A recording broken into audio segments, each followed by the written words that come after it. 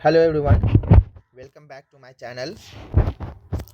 From today we are going to start exemplar series of class 10th CBSE, right?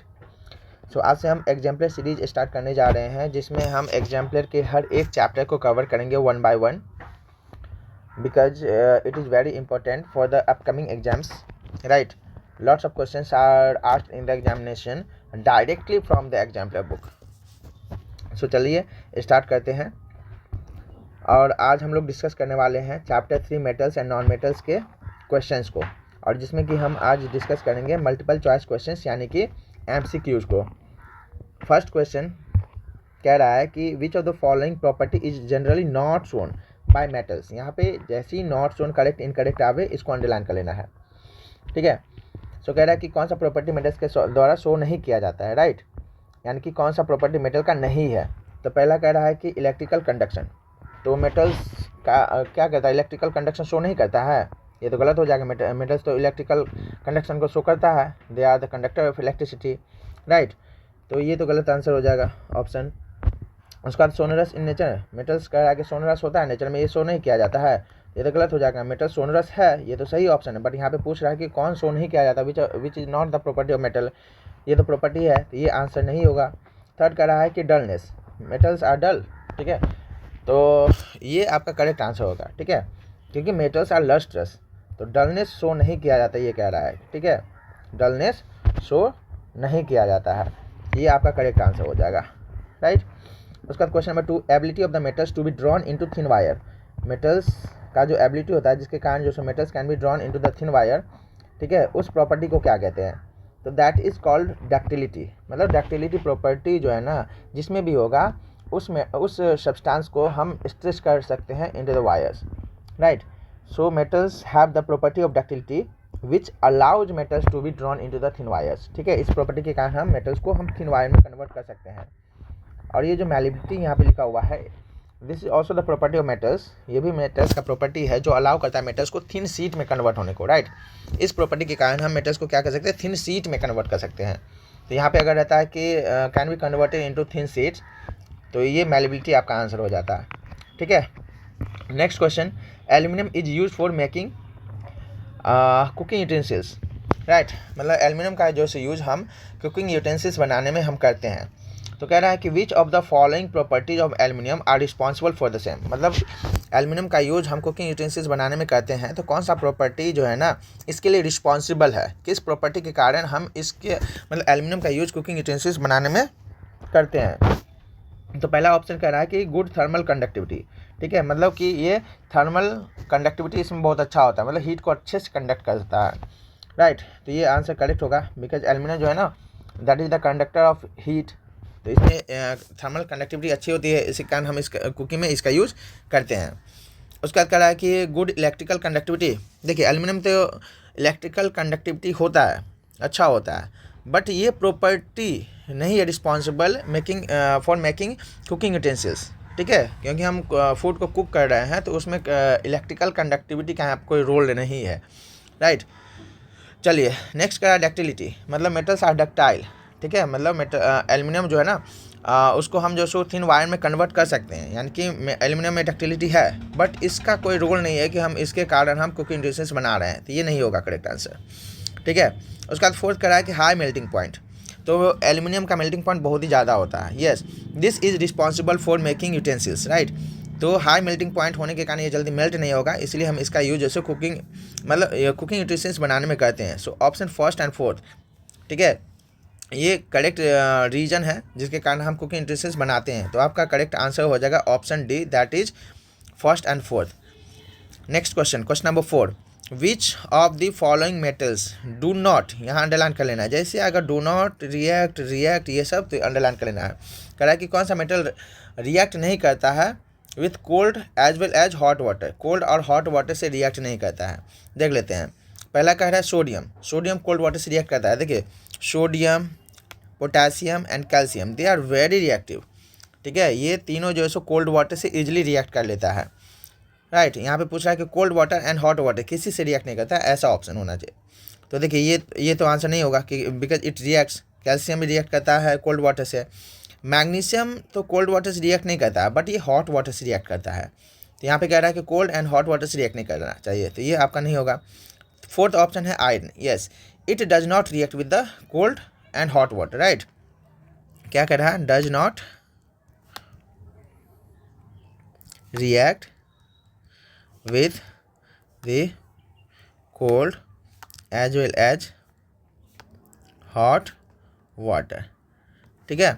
But क्या है ना कि ये रिएक्ट करता है स्टीम से, ठीक है, it reacts with steam, steam से ये रिएक्ट करता है, यानी कि फोर्थ ऑप्शन इज करेक्ट।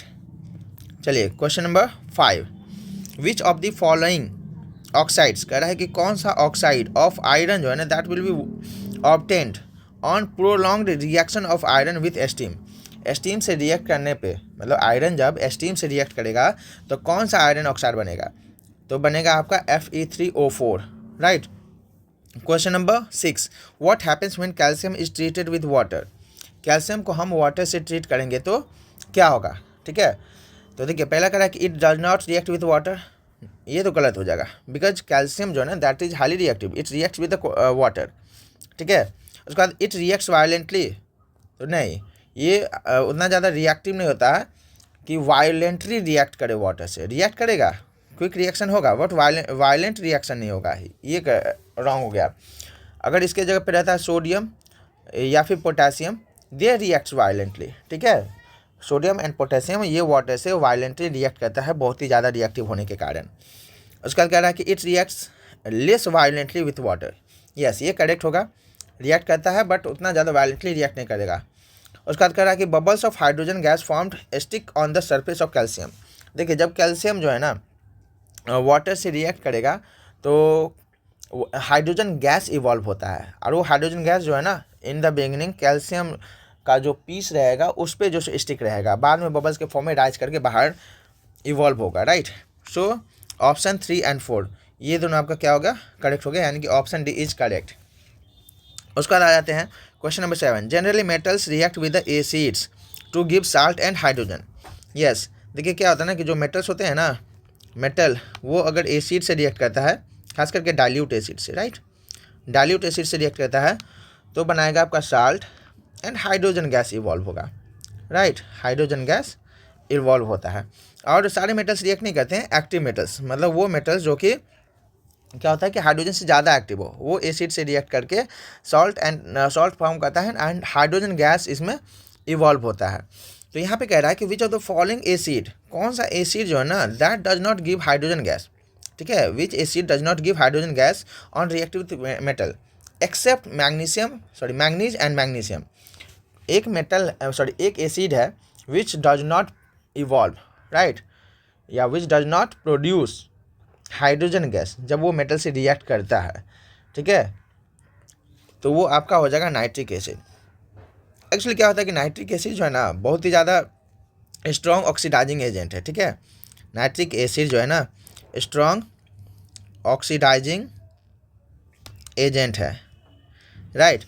और ये क्या करता है, जब ये डिकम्पोज होता है, जैसे ही रिएक्शन करता है, ये रिएक्शन जो है ना एक्सोथर्मिक होता है, मेटल एंड एसिड का रिएक्शन जो होता है वो एक्सोथर्मिक होता है, और इस रिएक्शन में जो हीट प्रोड्यूस होता है उसके कारण जो है सो नाइट्रिक एसिड का डिकम्पोजिशन हो जाता है, ब्रेक हो जाता है, और ये प्रोड्यूस करता है, ठीक है, ये प्रोड्यूस करता है नेसेंट ऑक्सीजन, क्या प्रोड्यूस करता है, नेसेंट ऑक्सीजन।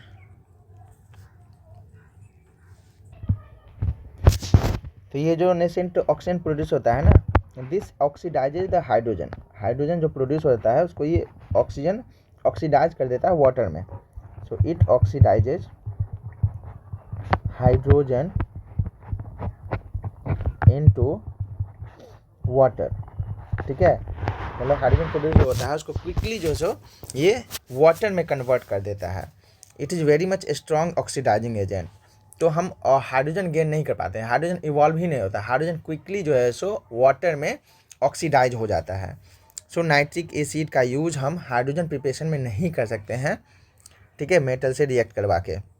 हाँ ये हाइड्रोजन प्रोड्यूस करेगा, ठीक है, दो ही मेटल से रिएक्ट करके, magnesium and manganese, manganese and manganese पर रिएक्ट करके ये जो हाइड्रोजन गैस प्रोड्यूस करेगा, और वो भी कब, जब हम नाइट्रिक एसिड जो है हाईली डाइल्यूट लेंगे, ठीक है, 1 से 2%, ठीक है, डाइल्यूट मतलब डाइल्यूटेड नाइट्रिक एसिड अगर हम लेंगे, यानी कि नाइट्रिक एसिड का कंसनट्रेशन 1 से 2% तक ही है, और उसका रिएक्शन अगर हम करवाते हैं मैंगनीज या फिर मैग्नीशियम से, तब वो जो है सो रिएक्ट करके हाइड्रोजन गैस प्रोड्यूस करेगा, ठीक है। नेक्स्ट क्वेश्चन नंबर 8 करा कि द कंपोजिशन ऑफ एक्वारिजिया, ठीक है, एक्वारिजिया का क्या कंपोजिशन है। एक्वारिजिया का एक और नाम है, ठीक है, it is also called royal water, right. Aqua regia को रॉयल वाटर भी हम कहते हैं। तो एक्चुअली क्या है ना, एक्वारिजिया जो है सो concentrated hydrochloric acid and concentrated nitric acid का मिक्सचर है, राइट। और इसमें जो है सो ये 3:1 के रेशियो में रहता है, ठीक है, मतलब ये 3 पार्ट और ये 1 पार्ट। तो इसका आपका आंसर हो जाएगा option C, concentrated hydrochloric acid and concentrated nitric acid, ठीक है, 3:1 के रेशियो में, ठीक। क्वेश्चन नंबर 9 कह रहा कि which of the following are not ionic compounds, ठीक है, आयनिक कंपाउंड नहीं है, नॉट पे फोकस करना है। तो आयनिक कंपाउंड नहीं है, देखिए आयनिक कंपाउंड जहाँ पे भी होगा ना वहाँ पे मेटल होना ही होना है, ठीक है। आयनिक कंपाउंड जो है ना मेटल एंड नॉन मेटल्स का कंपाउंड होता है, ठीक है, तो मेटल रहेगा ही रहेगा। तो आप देखेंगे कि जहाँ पे भी मेटल होगा वो आयनिक कंपाउंड होगा ही होगा, राइट। यहाँ पे देखेंगे पहला कह रहा है कि पोटेशियम क्लोराइड, तो यहाँ पे पोटेशियम मेटल है, इसका मतलब ये आयनिक कंपाउंड है। और यहाँ पे पूछा है कि not ionic compound, ionic compound नहीं है, ये आंसर नहीं होगा। यहाँ पे हाइड्रोजन क्लोराइड, ठीक है, तो यहाँ पे हाइड्रोजन नॉन मेटल है, क्लोरीन भी नॉन मेटल है, तो ठीक है, तो ये जो सो दोनों नॉन मेटल ही है, इसका मतलब ये आयनिक कंपाउंड नहीं है, ठीक है। आयनिक कंपाउंड होने के लिए मेटल और नॉन मेटल दोनों होना चाहिए, ये करेक्ट है। नेक्स्ट ऑप्शन कह रहा है कि carbon tetrachloride CCl4, carbon non metal है एंड क्लोरीन भी नॉन मेटल है, दोनों नॉन मेटल है, इसका मतलब ये आयनिक कंपाउंड नहीं है, ये करेक्ट हो जाएगा, ठीक है। उसके बाद है NaCl, तो यहाँ पे सोडियम जो सो मेटल है, सोडियम क्या है, मेटल है, तो ये आयनिक कंपाउंड है। यहाँ पे पूछ रहा है आयनिक कंपाउंड नहीं है, ये करेक्ट आंसर नहीं होगा। सो आपका आंसर हो जाएगा option 2 and 3, hydrogen chloride and carbon tetrachloride. So correct option will be option B, right. Next question number 10 which one of the following properties is not generally exhibited by the ionic compound, ionic compound का कौन सा property नहीं होता है, right. Solubility in water, ये गलत हो जाएगा। यहाँ पे बोल रहा है नॉट, ये ध्यान देना है कि नॉट को आप हाईलाइट कर लीजिए कि not generally exhibited by the ionic compound. तो देखिए solubility in water, ionic compound soluble होता है, तो ये तो इनकरेक्ट हो गया। कह रहा है कि not generally exhibited bye ionic compound, not पे ध्यान देना है, तो सॉल्युबल होता है, तो ये इनकरेक्ट हो गया। Electrical conductivity in solid state, तो देखिए इलेक्ट्रिकल कंडक्टिविटी शो करता है ये सॉलिड स्टेट में, तो नहीं, आयनिक कंपाउंड्स जो है ना ये सॉलिड स्टेट में इलेक्ट्रिसिटी को कंडक्ट नहीं करता है, या तो मॉल्टेन स्टेट या फिर एक्वस सॉल्यूशन के फॉर्म में रहेगा तब इलेक्ट्रिसिटी को कंडक्ट करेगा, सॉलिड स्टेट में नहीं करेगा। तो ये आपका क्या होगा, ये प्रॉपर्टी शो नहीं किया जाता, ये आपका करेक्ट आंसर हो गया, ठीक है। Question number 11 which of the following metals exist in their native state, ठीक है, कह रहा है कि एग्जिस्ट कर रहा है नेटिव स्टेट में, ठीक है, मतलब freely, not in the combined form, ठीक है।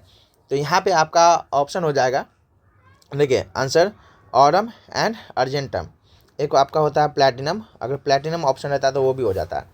तो these metals are very very very less reactive, ठीक है, ये सब जो है ना मतलब गोल्ड हो गया, सिल्वर हो गया, प्लैटिनम हो गया, ये सब बहुत ही कम रिएक्टिव रहता है, तो ये फ्रीली एग्जिस्ट करता है, नेटिव स्टेट में नेचर में एग्जिस्ट करता है। तो आपका आंसर हो जाएगा 2 एंड 4, यानी कि option C will be the correct answer. उसके बाद नेक्स्ट क्वेश्चन कह रहा है metals are refined by using different methods, metals को हम रिफाइन कर सकते हैं डिफरेंट मेथड से। रिफाइन मतलब क्या, मतलब प्यूरिफिकेशन का प्रोसेस, यानी कि इम्प्योरिटीज़ को रिमूव करना।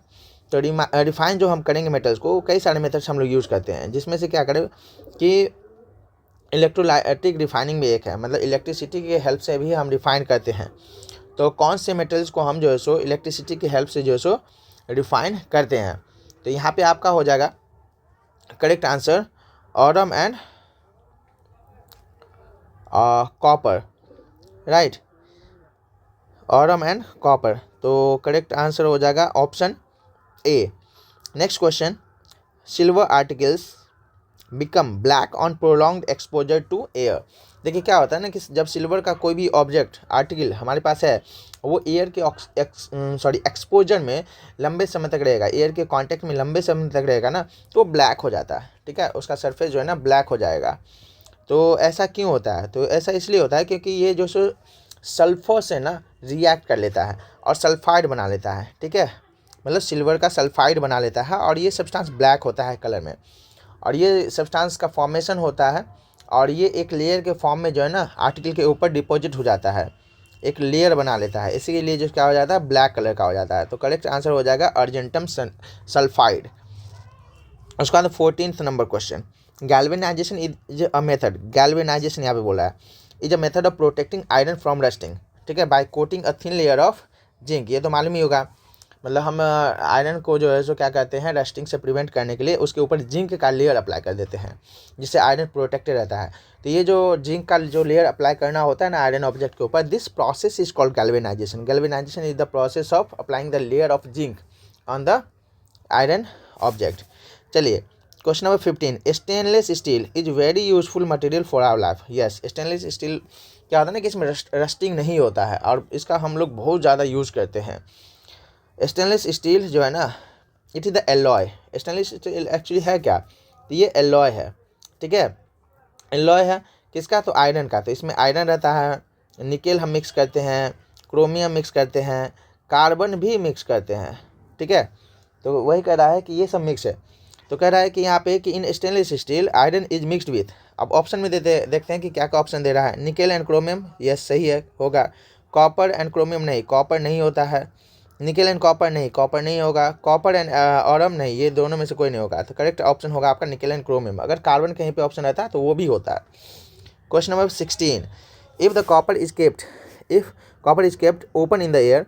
ठीक है, ये धीरे धीरे क्या होता है कि अपना ब्राउन शाइनिंग लूज कर देता है, ब्राउनिश होता है ये कलर में, ब्राउन शाइनिंग लूज कर देता है और धीरे धीरे क्या होता है ना ये जो सो ग्रीन हो जाता है, इसके ऊपर एक ग्रीन कोटिंग जो सो फॉर्म हो जाता है।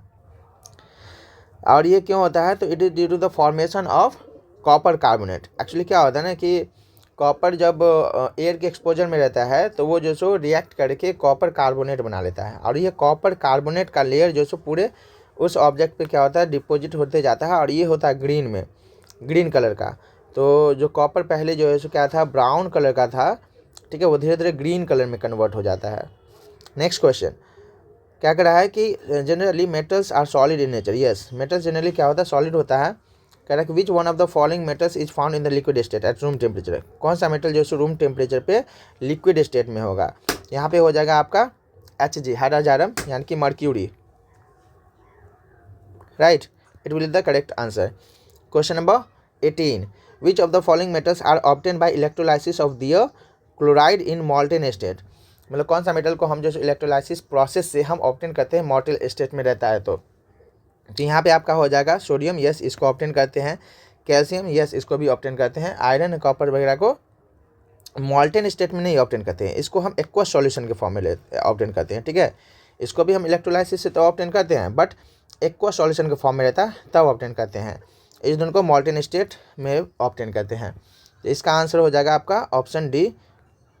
ठीक है, 1 और 2। चलिए question number 19, generally non metals are not lustrous. ठीक है, नॉन मेटल्स जनरली लस्ट्रस नहीं होता है, बट कौन सा है जो क्या कह रहा है कि which of the following non lustrous metal is lustrous, sorry, कौन सा नॉन मेटल लस्ट्रस है? ठीक है, मतलब जनरली नॉन मेटल जो होते हैं ना वो लस्ट्रस नहीं होता है, बट एक नॉन मेटल है जो कि लस्ट्रस होगा, दैट इज आयोडीन। ठीक है, आयोडीन जो है ना वो लस्ट्रस होगा। हालांकि आपका ग्रेफाइट भी लस्ट्रस होता है। ठीक है, जो कि नॉन मेटल है, कार्बन होता है, दिस इज ऑल्सो लस्ट्रस। अब आ जाते हैं question number 20, which one of the following 4 metals would be displaced from the solution of its salt by other metals।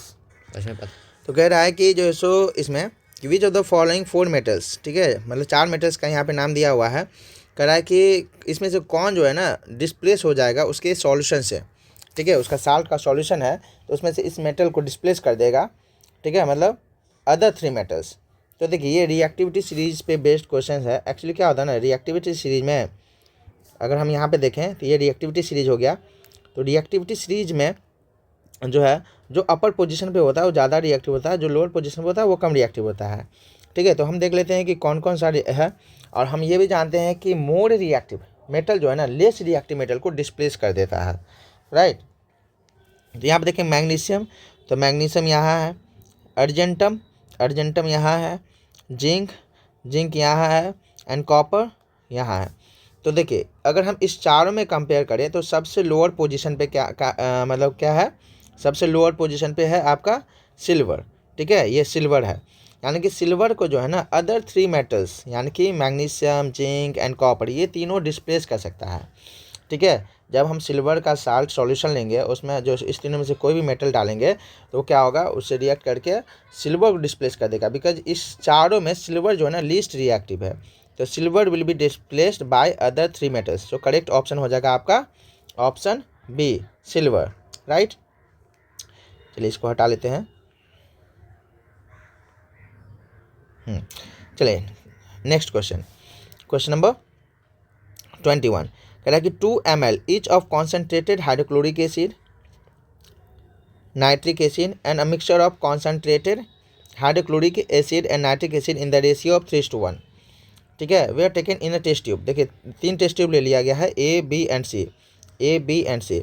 इसमें जो है सो HCl लिया गया है कॉन्सेंट्रेटेड, ठीक है, और बी में लिया गया है nitric acid concentrated nitric acid, and C में लिया गया है HCl कॉन्सेंट्रेटेड, एक minute, concentrated HCl and concentrated nitric acid. ठीक है, 3:1 के रेशियो में, यानी कि ये क्या हो गया आपका एक्वा रीजिया। ठीक है, aqua regia which is also called royal water. ठीक है, उसके बाद कह रहा है कि एक पीस मेटल का डालते हैं इसमें। ठीक है, a piece of metal was put into the tube. हर एक टेस्ट ट्यूब में हम डालते हैं। No change occurred in test tube A and B. इस दोनों में जो है सो कोई चेंज नहीं होता है, नो चेंज। ठीक है, जब हम मेटल डालते हैं तो इसमें नो चेंज देखने को मिलता है, इसमें भी नो चेंज, कोई चेंज देखने को नहीं मिलता है। बट मेटल जो है ना that gets dissolve in test tube C. Test tube C में वो डिजॉल्व हो जाता है। एक्चुअली क्या है ना कि देखिए एक्वा रीजिया बहुत ही ज़्यादा स्ट्रॉन्ग होता है। ये जो सो लगभग सारे मेटल्स को डिजॉल्व करता है, यानी कि गोल्ड, प्लैटिनम सारे को डिजॉल्व कर लेता है। ये सब जो सो उसको डिजॉल्व नहीं कर पाता है। ठीक है, वेरी लेस रिएक्टिव मेटल जो होता है, गोल्ड, प्लैटिनम, सिल्वर, इस सबको ये सब डिजॉल्व नहीं कर पाता है, बट ये मिक्सचर डिजॉल्व कर लेता है। तो कौन सा मेटल हो जाएगा, क्या कह रहा है कि मेटल्स जो है सो कौन सा हो जाएगा, तो आपका यहाँ पे आंसर हो जाएगा प्लैटिनम। ठीक है, एंड गोल्ड भी। यहाँ पे एक्चुअली दोनों ऑप्शन करेक्ट है। ठीक है, आपको एग्जाम में कोई एक ही आएगा। तो gold and platinum they are very less reactive. इतना लेस रिएक्टिव होता है कि इसको जो सो मतलब हाइड्रोक्लोरिक एसिड या नाइट्रिक एसिड ये डिजॉल्व नहीं कर पाता है, इससे ये रिएक्ट नहीं करता है। बट एक्वा रीजिया में अगर हम इसको डालें तो ये दोनों भी डिजॉल्व हो जाएगा एक्वा रीजिया में।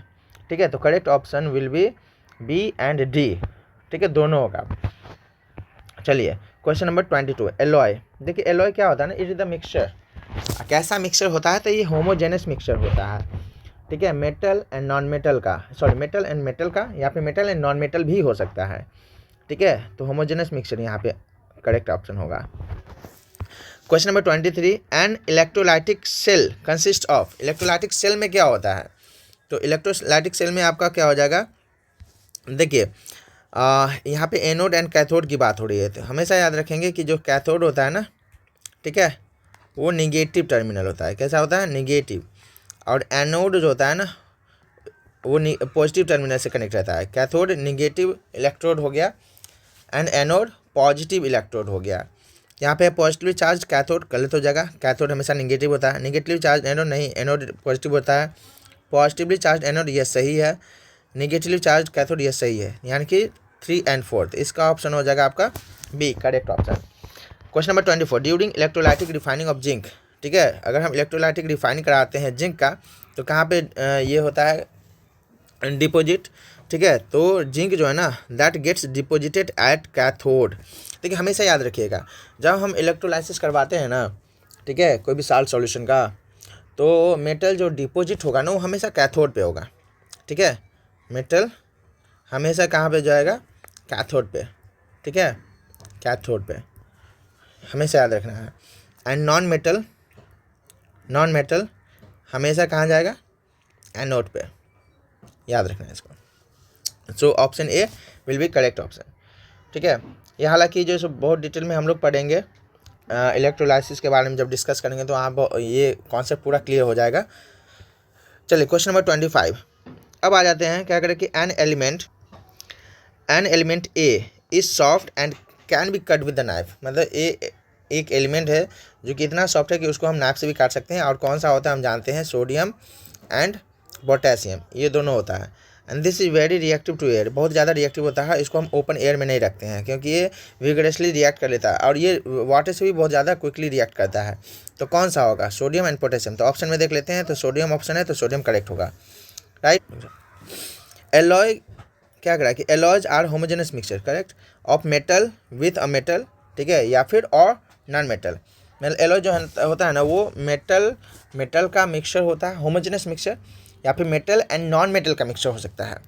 तो कह रहा है कि which among the following alloys contain non metal. इस समय से कौन सा जो है सो नॉन मेटल कंटेन करता है, ठीक है, ये सारा एलॉय है, राइट। तो इसमें जो है सो क्या होता है ना कि मेटल का है या फिर मेटल नॉन मेटल का है। तो किस में जो है सो नॉन मेटल है, तो देखिए स्टील आपका करेक्ट ऑप्शन होगा, ठीक है, क्योंकि स्टील में देखिए आयरन होता है, निकेल होता है, क्रोमियम होता है एंड कार्बन भी होता है, ठीक है, कार्बन भी होता है।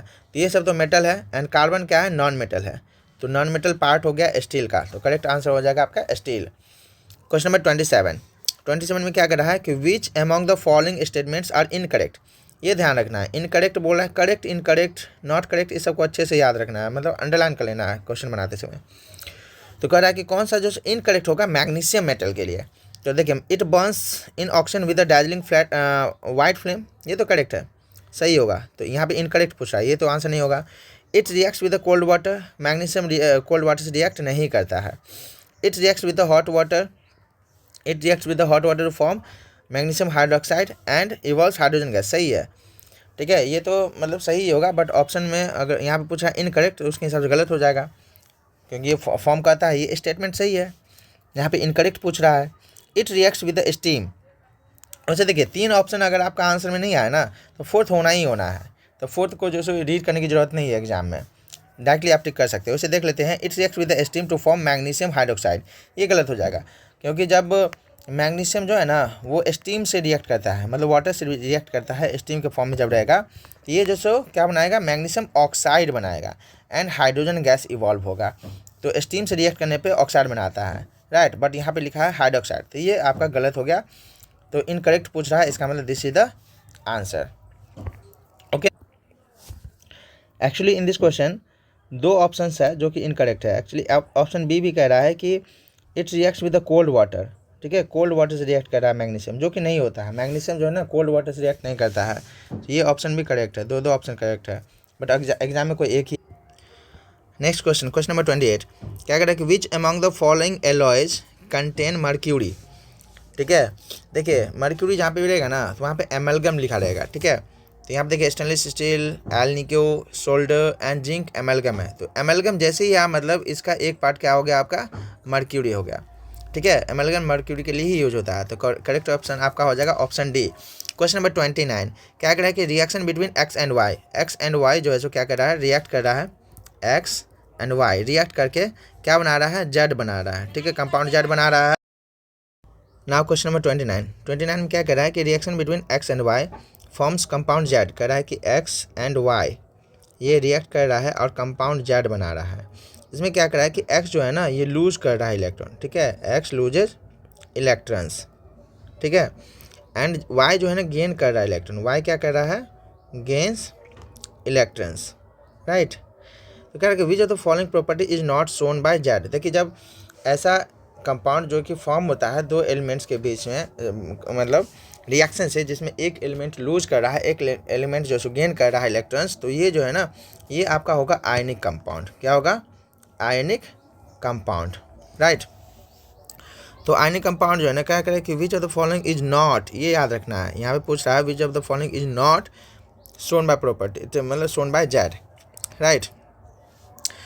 तो आयनिक कंपाउंड का प्रॉपर्टी नहीं होना चाहिए। तो पहला कह रहा है कि has high melting and boiling point, ये तो होता है, ठीक है, हाई मेल्टिंग पॉइंट इसका होता है। तो यहाँ पे पूछ रहा है नॉट शोन, तो ये तो आंसर नहीं होगा। हैज़ लो मेल्टिंग पॉइंट, तो कह रहा है कि लो मेल्टिंग पॉइंट नहीं होता, हाई होता है। तो ये प्रॉपर्टी तो क्या होगा, आयनिक कंपाउंड का नहीं होगा, जेड का नहीं है, यानी कि this will be the correct option. Rest options पढ़ने की जरूरत नहीं है। क्वेश्चन नंबर 30 कह रहा है कि इलेक्ट्रॉनिक कन्फिग्रेशन जो है ना 3 एलिमेंट का दिया हुआ है, एक्स वाई एंड जेड, ठीक है। एक्स का है 2 8 है, एक्स का इलेक्ट्रॉनिक कन्फिग्रेशन 2 8, वाई का इलेक्ट्रॉनिक कन्फिग्रेशन 2 8 7 एंड जेड का है 2 8 2, ठीक है। तो कह रहा है कि कौन सा सही होगा, ठीक है। तो देखिए इसका जो सो एक्स का है 2 8, यानी कि एटॉमिक नंबर 10 हो गया, it means it is neon. और जो वाई का क्या कह रहा है कि 2 8 7 है, इसका मतलब इसका एटॉमिक नंबर 17 हो गया, ये है क्लोरीन, वाई क्या है, क्लोरीन है। जेड का हो गया आपका 2 8 2, इट मीन्स ये है आपका मैग्नीशियम, ठीक है। तो ये आपका हो गया नॉन मेटल नियॉन, ये भी नॉन मेटल एंड ये मेटल। तो कह रहा है Y X is metal, X metal होगा नहीं, ये नियॉन है, नॉन मेटल है। उसके बाद कह रहा है कि वाई इज मेटल, वाई जो सो क्लोरीन है, क्लोरीन नॉन मेटल है, तो ये भी गलत हो जाएगा। Z is non metal, Z जो सो मैग्नीशियम, ये तो मेटल, ये भी गलत हो जाएगा। तो fourth option is correct. Question number 31 कह रहा है कि although metals form basic oxides, metals oxide जो होता है ना वो नेचर में होता है बेसिक। कह रहा है कि which of the following metals form an amphoteric oxide, ठीक है। मतलब कुछ मेटल्स ऐसे हैं जो एम्फोटेरिक ऑक्साइड होते हैं। क्या, एम्फोटेरिक। अब देखिए एम्फोटेरिक ऑक्साइड हम किसको बोलते हैं, वो ऑक्साइड जो कि होता है बेसिक, ठीक है, एंड एसिडिक, दोनों होता है नेचर में, ठीक है। मतलब वो बेसिक नेचर भी शो करता है एंड एसिडिक नेचर भी शो करता है। तो ऐसा दो है, एक जैसे एल्यूमिनियम ऑक्साइड हो गया Al2O3 एंड एक हो गया ZnO, ये दोनों हो गया आपका amphoteric oxides because they are acidic as well as basic in nature, दोनों टाइप का ये नेचर शो करता है। तो यहाँ पे कह रहा है कि कौन सा मेटल जो है ना वो एम्फोटेरिक ऑक्साइड फॉर्म करता है। तो यहाँ पे आपका या तो एल्यूमिनियम होगा तो ऑप्शन सही है, Zn यानी कि जिंक होगा तो सही है। तो यहाँ पे जो एल्यूमिनियम ऑप्शन है तो सही होगा, अगर जिंक रहता तो वो भी सही होता है। क्वेश्चन नंबर 32 कह रहा है कि generally non metals are not conductors of electricity, non metals जो होता है ना वो इलेक्ट्रिसिटी का कंडक्टर नहीं होता है। बट कह रहा है कि यहाँ पे विच of the following is a good conductor of electricity, कौन सा नॉन मेटल है जो गुड कंडक्टर है इलेक्ट्रिसिटी का, diamond, graphite, sulphur and fluorine. हम जानते हैं कि ग्रेफाइट जो है नॉन मेटल है बट ये कंडक्टर होता है अच्छा खासा इलेक्ट्रिसिटी का। Question number 33 electrical wires have a coating of insulating material, जो आप घर में देखे होंगे कि जो वायर होता है जो इलेक्ट्रिक वायरिंग में यूज़ किया जाता है उसके ऊपर एक कोटिंग होता है जो इंसुलेटर होता है एक्चुअली, जिसके कारण जो इलेक्ट्रिसिटी पास आउट नहीं हो पाता है, मतलब शॉर्ट सर्किट नहीं होता है। तो वो इंसुलेटिंग मटेरियल कौन सा होता है वो यहाँ पे पूछ रहा है। तो दैट इज PVC, ठीक है। PVC प्लास्टिक टाइप जो रहता है ना वो PVC होता है, जिसका कोटिंग रहता है इलेक्ट्रिकल वायर्स के ऊपर। PVC का फुल फॉर्म होता है पॉलीविनाइल क्लोराइड, पॉलीविनाइल क्लोराइड। चलिए क्वेश्चन नंबर 34 पे आते हैं। विच of the following non metal is liquid at room temperature, जब टेम्परेचर की चर्चा नहीं की हुई ना कि भाई किस टेम्परेचर पे लिक्विड, सॉलिड या गैस, तो समझिए कि रूम टेम्परेचर पे यहाँ पे चर्चा कर रहा है, ठीक है। तो कौन सा नॉन मेटल होता है जो कि लिक्विड होता है। देखिए जनरली जो सो मेटल नॉन मेटल जो होता है ना वो या तो गैसियस स्टेट में होता है या फिर सॉलिड स्टेट में। Most of the non metals gaseous state में होता है, ठीक है। कुछ जो है सो सॉलिड स्टेट में होता है, बट एक है जो कि लिक्विड स्टेट में होता है रूम टेम्परेचर पे, and that is bromine. Bromine non metal liquid state में होता है, राइट। उसके बाद कह रहा है question number 35 which of the following can undergo a chemical reaction, कौन सा जो है सो केमिकल रिएक्शन के अंदर जा सकता है, मतलब इसमें देखना है। ये भी आपका क्या हो गया कि एक्टिविटी सीरीज से रिलेट, इसमें कह रहा है कि which of the following can undergo a chemical reaction, तो ये केमिकल रिएक्शन कौन सा होगा, इसमें कितने सारे केमिकल रिएक्शन नहीं होगा, ठीक है, रिएक्ट नहीं करेगा। तो ये भी रिएक्टिविटी सीरीज पे बेस्ड है। जैसे कि यहाँ पे अगर हम देखेंगे मैग्नीशियम सल्फेट का सॉल्यूशन हमने लिया और आयरन से रिएक्ट करवाया, तो आयरन इसको डिस्प्लेस करके नया कंपाउंड बनाएगा कि नहीं बनाएगा, तो ये डिस्प्लेसमेंट रिएक्शन होगा कि नहीं होगा ये देखना है। तो ये रिएक्टिविटी सीरीज पे बेस्ड क्वेश्चन है। एक बार रिएक्टिविटी सीरीज में हम देख लेते हैं कि क्या होगा। तो देखिए अगर यहाँ पे जो मेटल हम लोग ले रहे हैं, मेटल वो अगर कंपाउंड में जो मेटल है उससे ज़्यादा रिएक्टिव होगा तो रिएक्शन होगा। तो ये आयरन एंड मैग्नीशियम की बात कर रहे थे, देखिए मैग्नीशियम यहाँ है एंड आयरन यहाँ है। तो मैग्नीशियम जो है सो अपर पोजीशन पे है एंड आयरन जो है ना फेरम उसका पोजीशन लोअर है, यानी कि आयरन इज लेस रिएक्टिव, तो यहाँ पे रिएक्शन नहीं होगा। अब नेक्स्ट ऑप्शन में देख लेते हैं कि Zn है एंड आयरन है, ठीक है। तो यहाँ पे आयरन यहाँ है एंड जिंक कहाँ है, इसके जस्ट ऊपर है। तो आयरन का पोजीशन लोअर है, आयरन लोअर पोजीशन पे यानी कि लेस रिएक्टिव है, तो इसको डिस्प्लेस नहीं कर पाएगा, यानी रिएक्शन नहीं होगा, ठीक है। बट यहाँ पे पूछ रहा है कि कौन सा रिएक्शन होगा, रिएक्शन होने की बात हो रही है यहाँ पे, ठीक है। तो अब क्वेश्चन नंबर 3 में ऑप्शन 3 में देख लेते हैं कि प्लम्बम है एंड मैग्नीशियम है। तो देखिए मैग्नीशियम का पोजीशन यहाँ है एंड प्लम्बम का यहाँ है। तो प्लम्बम जो है ना लेड, ठीक है, ये लोअर पोजीशन पे यानी कि लेस रिएक्टिव है, लेस रिएक्टिव है तो मैग्नीशियम को डिस्प्लेस नहीं कर पाएगा, यानी रिएक्शन नहीं होगा। तो जब 3 आपका नहीं होगा आंसर, तो 4th होगा आपका, ठीक है। 4th को देखने की जरूरत नहीं है। वैसे आप चेक कर सकते हैं, यहाँ पे आयरन है, ठीक है, आयरन का पोजीशन यहाँ है एंड कॉपर का पोजीशन यहाँ है।